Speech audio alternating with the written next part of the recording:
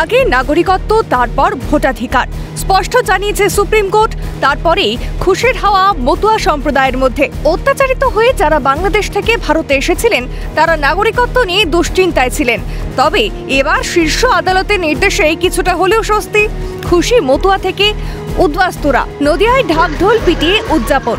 ইতিমধ্যে বেশ কয়েকজন সিএতে আবেদন করেছিলেন, তারা নাগরিকত্বও পেয়েছেন। এদিন তাদের হাতে ফুলের তোড়া তুলে দেওয়া হয়। উপস্থিত ছিলেন স্থানীয় কাউন্সিলর। সুপ্রিম কোর্টের রায় অনুযায়ী নাগরিকত্ব দেওয়ার জন্য রায় দিয়েছেন, এটা আমরা খুব খুশি হয়েছি এবং আমরা ধন্যবাদ জানাই আমাদের স্বরাষ্ট্রমন্ত্রী অমিত শাহকে। আবেদন করছেন নাগরিকত্ব? হ্যাঁ, আমি আবেদন করেছি। আমরা 1 বছর আগে থেকে আমরা দরখাস্ত করেছিলাম, তারপর আমরা এইবার সার্টিফিকেট পাইছি।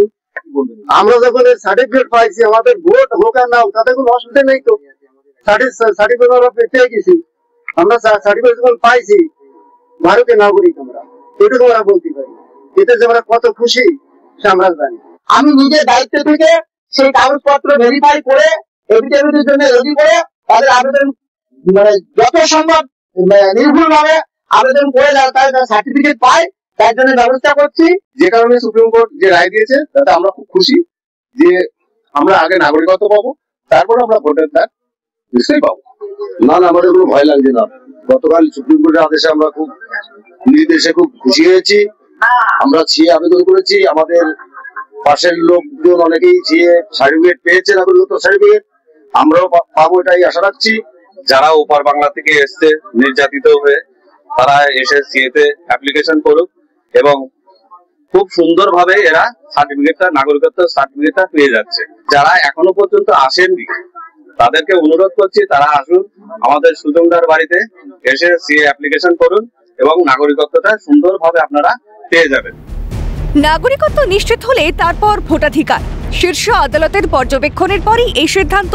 তবে সিএতে আবেদনকারী মতুয়ারা কি ভোট দিতে পারবেন তা নিয়েও থেকে গেল প্রশ্নচিহ্ন। সুপ্রিম কোর্টের নির্দেশ, আগে নাগরিকত্ব পরে ভোটার। আর সেই বার্তা পাওয়ার পর বা সেই রায় ঘোষণার পর খুশি মতুয়ারা।